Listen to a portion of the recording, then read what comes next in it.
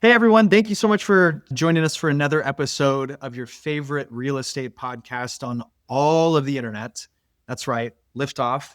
I'm joined by my co-host and father, Keith Myers, and we have a very special guest today, someone that I grew up playing Little League Baseball with, Come on now. but also someone who's a superstar agent himself, the one, the only, Collin Johnson. Come on. I don't know about superstar. I think that was Keith trailblazing that my entire childhood, but yeah, definitely one of his. Welcome in, buddy.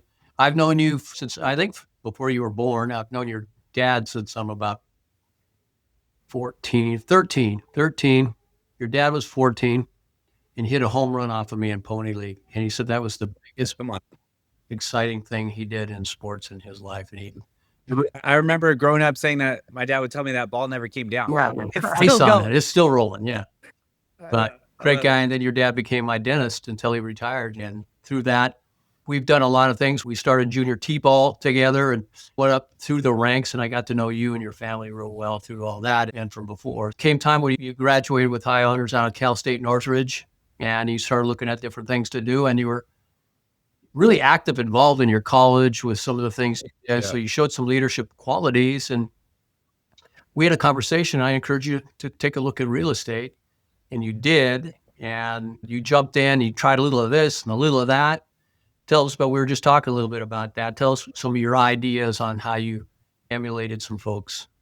Yeah, so like I was saying before, my dad was a dentist. So like the world of real estate was foreign to me. All I knew was Keith Myers, Dana Potter, a few other guys, but I saw you guys as celebrities because I'd go to the grocery store and I'd see Keith's face on the grocery cart. So I was like, oh, shoot, like this, he's just a city celebrity. He was my baseball coach growing up. He was just plastered everywhere. And now I see it's good real estate. That's good marketing. Yeah, getting into the business, I had no idea what I was getting into. Even in college, like, not that I never floundered. I always had, like you said, I was the president of my college. I always had good grades.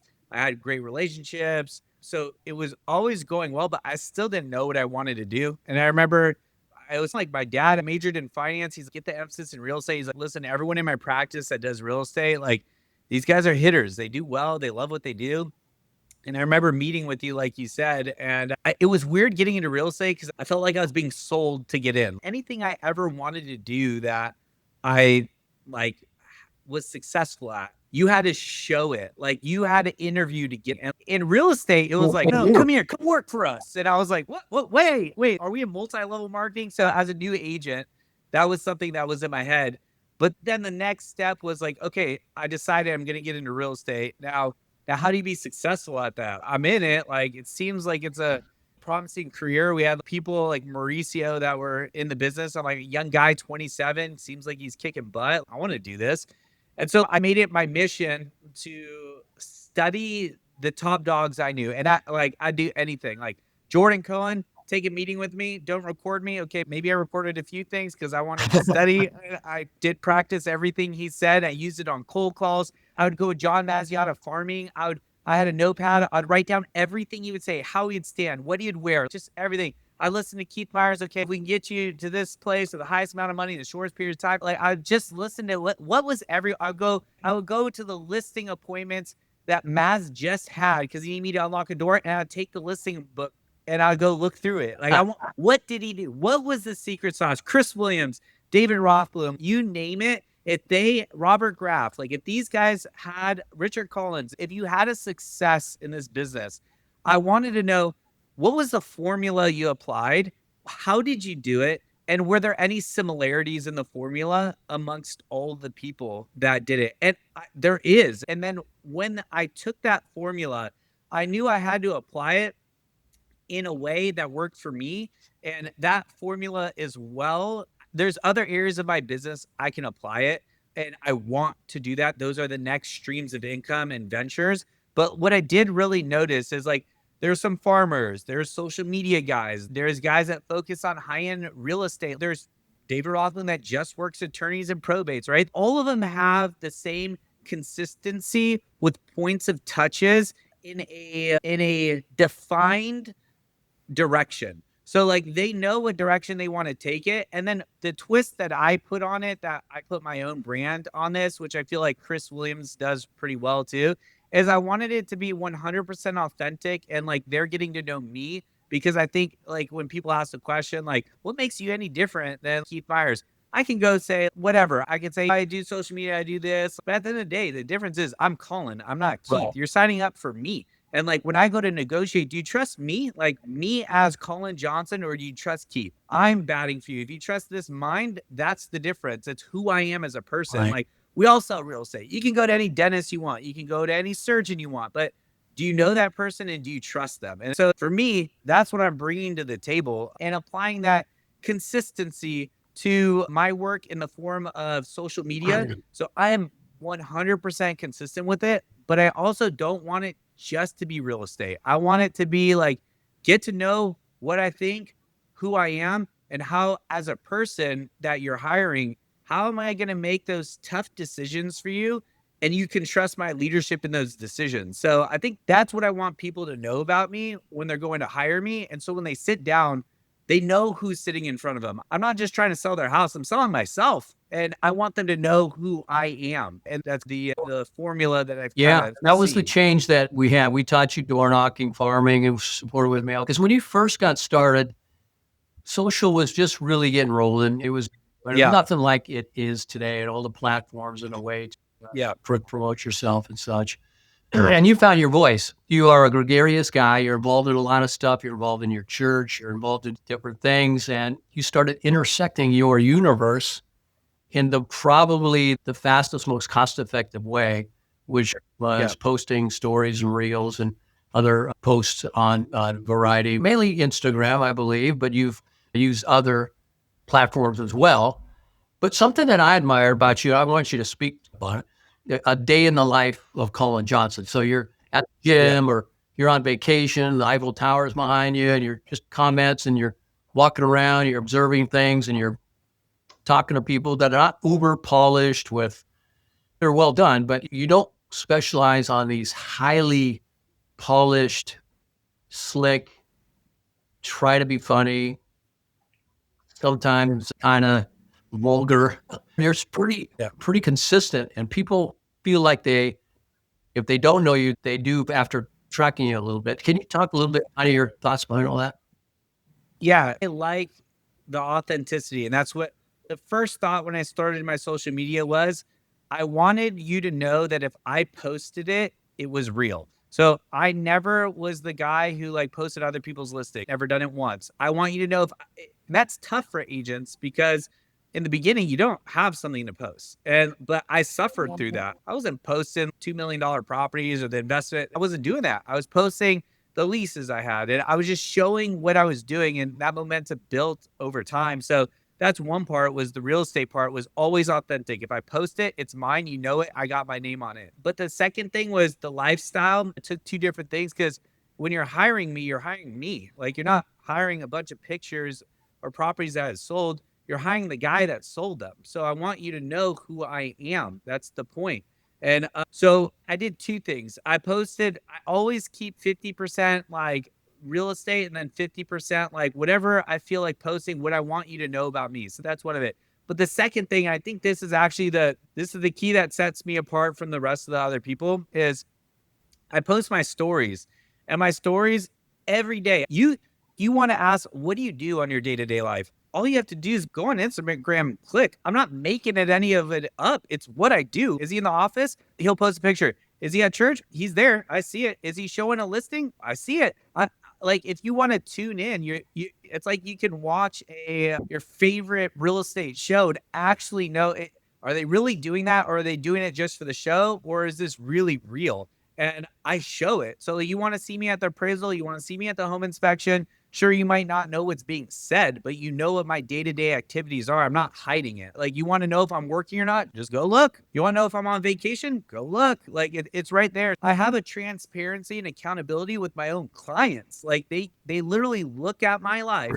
And I'm not an agent that's sitting at home watching the Super Bowl and I get a phone call like, all right, maybe I'll go out today. Like it's not me. Like you can see what I'm doing. And that authenticity and accountability to my own clients, I think is what I have nothing to hide. And if I don't, and if you want to see what I do on a day-to-day basis, go look for yourself. Like, you'll know. And because of that, Well, I think that brings people like yourself, obviously that's your core, but you have a lot of clients that look a lot like me. I mean, they're much older than you or different walks of life. And so you do have a big tent.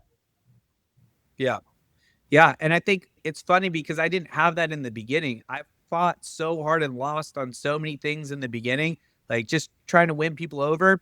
And it's funny how I saw that transition happen. Like, I didn't just, you guys are the hardest people to win over as clients because you guys are so analytical. You guys have wisdom. You guys have experience. So if you go on that meeting and I meet with someone like you better have your stuff. They better know who you are, and you better show that you can handle the business. And so it's funny, my business, I'm getting more and more people in their 50s, 60s, and 70s that have real estate because I either did something well for their son or daughter, or they heard about me from another developer that surpassed them in real estate. And so my name is just getting passed around.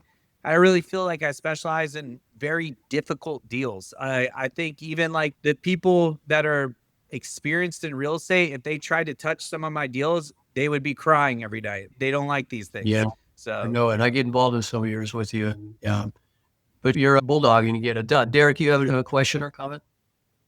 Yeah, I was going to say, going back to what you were talking about with social media, I think that naturally people feel like it's a little bit of a comparison game, and where it's easy to fall into that trap of, oh, I've got to fit in, I've got to look like this person's social media, or it's got to be flashy and sexy to keep up with certain image or whatever. But I think you mentioned a couple things at the beginning of our conversation about when you know and trust somebody, you want to do business with them, you want to work with them. And I think that by you saying, look, I've got nothing to hide, I'm going to be myself. You're going to know whether I'm working, I'm at an inspection, I'm at church, I'm on vacation, whatever that looks like, you're going to see into my life. So I really don't have anything to hide.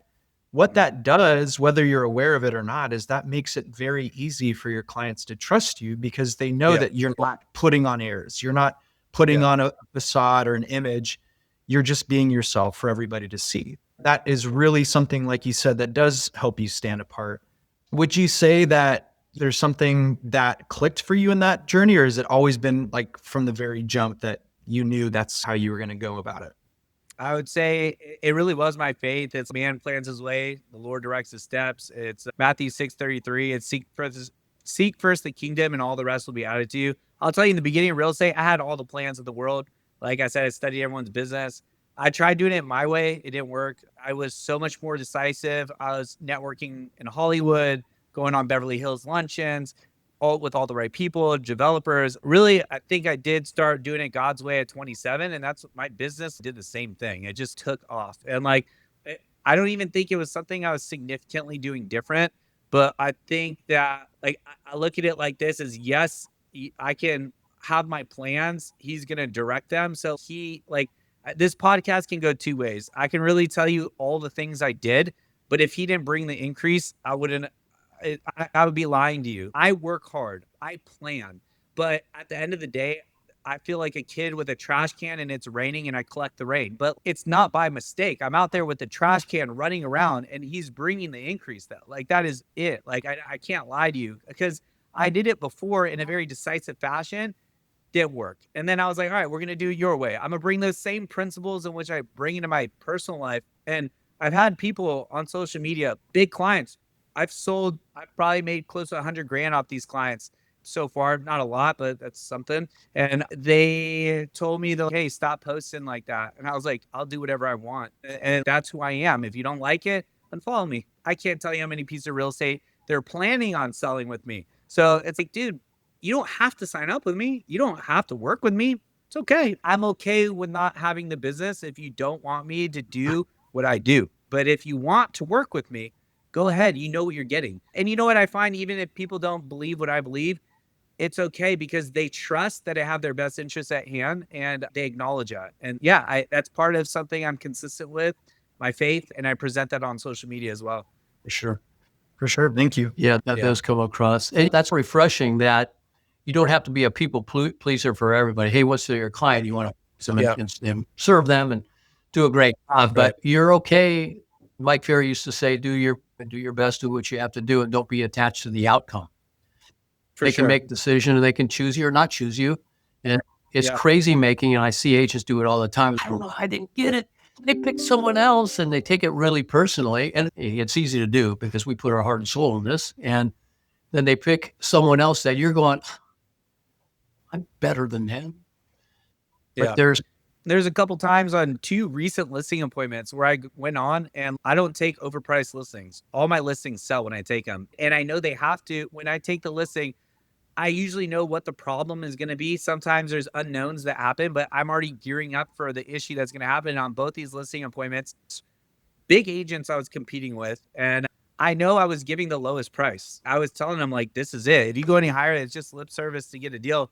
Both of those deals, I had 2 of them, one small and one big one.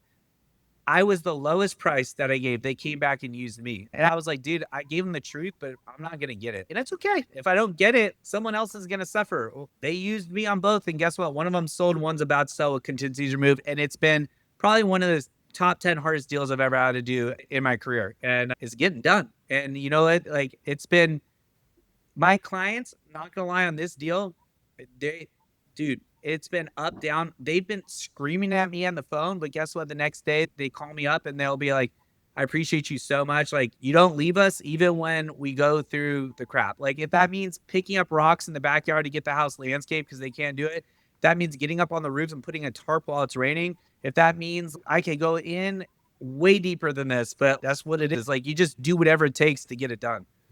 I like that mentality too, Collin, because most people, at least from the consumer side of things, who aren't day in and day out in your shoes, don't really understand all that it takes. And I think that having conversations like this, where you remove the veil, if you will, and show what life is like behind the scenes, it's not just collecting a paycheck and waiting for your phone to ring, right? You're out there, like you said, you're earning every penny of your commission by going the extra mile for your clients. So do you communicate that when you go on a listing presentation? Do you talk about some of these difficult transactions? Look, I'm willing to go above and beyond for you to the point where I'll get on the roof and I'll cover your roof with tarp if need be. Or is that something that you just demonstrate through your actions? Like, walk me through some of that.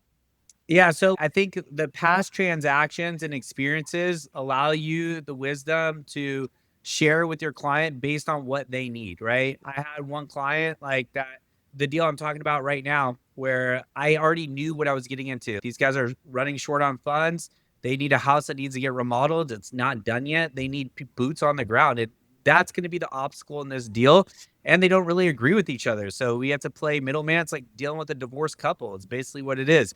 And so I can tell them, like, hey, listen, I had another property. This was like 6 months ago. I was turned over. It was a hoarder house. And the guy had no money to clear it out. But if you want to get top dollar, it needs to get cleaned up.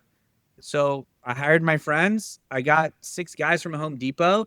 I spent the weekend clearing. I could have done open houses, but this needed to get done. So I went in. We cleared out the entire property. It was disgusting, brought in cleaning crews, patched walls, fixed this. We sold it to a developer in 3 days that bought it as is. And we even had the homeless guy go in that we needed to get out. You name it, we had it. But the guy looks at that sale and I look at this one and I'm like, this is pennies compared to what I have to do over here. And when they know that I'm not the top agent that has 10 guys on my team that is the number one, like in California, well, guess what? That guy's not going to do what I do. They'll say, get rid of this. This ruins my production. Not me. The difference is I'll do whatever it takes. Your property, if you list it with me, is sold. Them, it's sold if it's convenient for them. That's the difference. So will I eventually get there to be the top agent? Maybe, but I'm not going to sacrifice my service to get there. I will always be. This is what I love. It's who I am. And I'm not going to change that.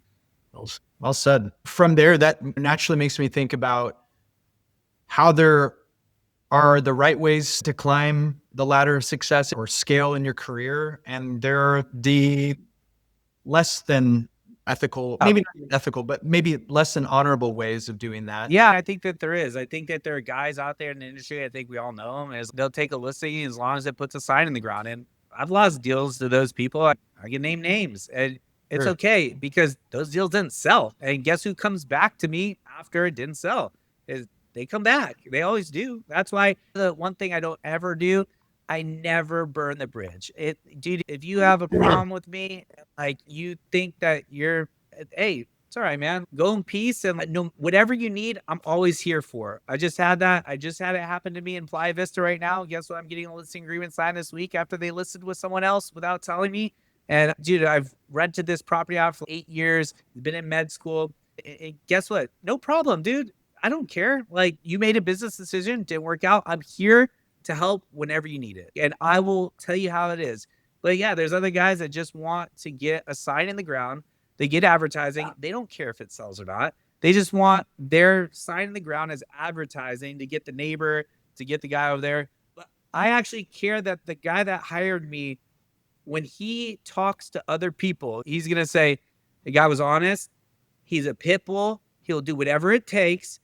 I would put my life on it to hire him. If you can say those things, you can hire me. I'll make sure that's my resume when you're done. And I know that they'll say that. I want that experience. I might not buy the best closing gift, but at least you'll have a closing. Collin, I want to talk about something else before we get done on the time we have left.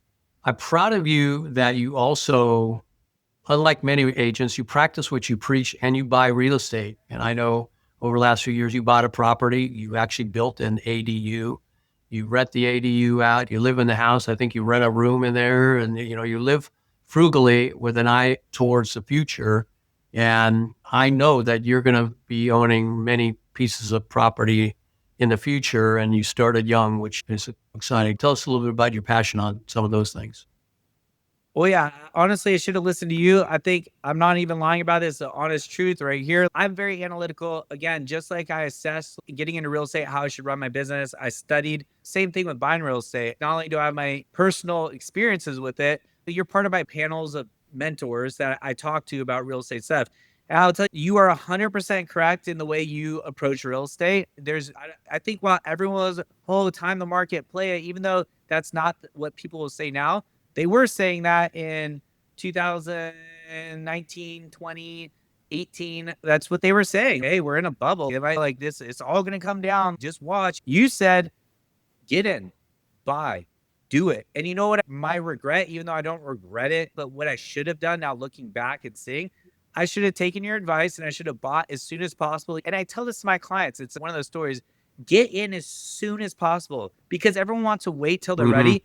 You're getting ready as if I bought back in 2014, 15, 16, when I could afford $500,000-$600,000, I would have grown into it as I would have naturally done. And you find yourself back in those same positions like I am now. It's like, oh, I don't want to buy. That's a $12,000 mortgage. And everyone's going to be scared of that. Guess what? Like in 5 years from now, you're going to be like, bro, why didn't I do it? It's that growth. But you were telling me at an early age, get in and not tell you. And I talk to my clients like this all the time. It's not till you get in and the light switch flicks on and you're like, oh, I get it. Oh, I'm getting the principal pay down. I'm getting the appreciation. I can structure this in a way that other people even pay my mortgage for me and I can help them through it. I can build an ADU. I can develop. The difference is people don't get this is when you're renting, you have no options. You're homeless or you're renting. And that's what people don't get. Right.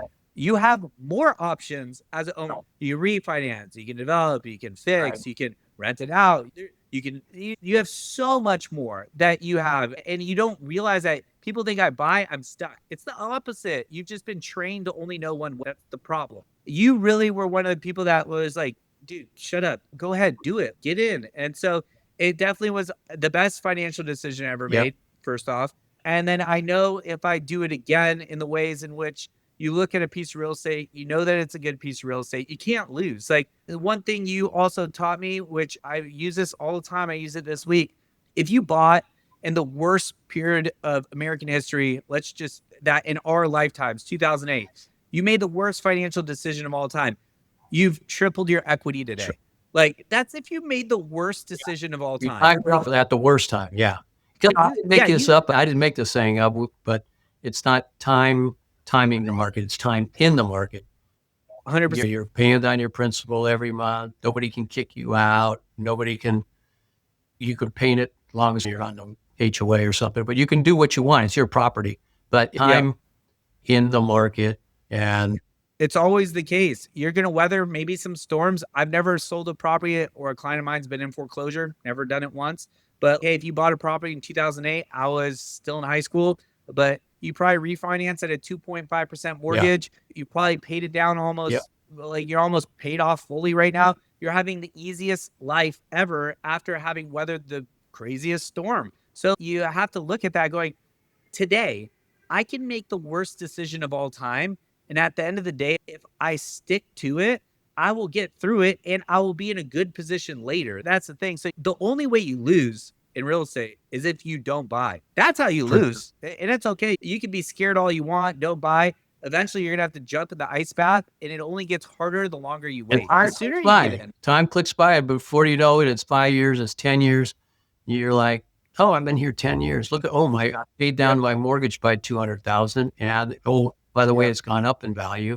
Yeah, I made a home here. But yeah, I wanted to get that in there because you're just a smart enough guy to figure that out.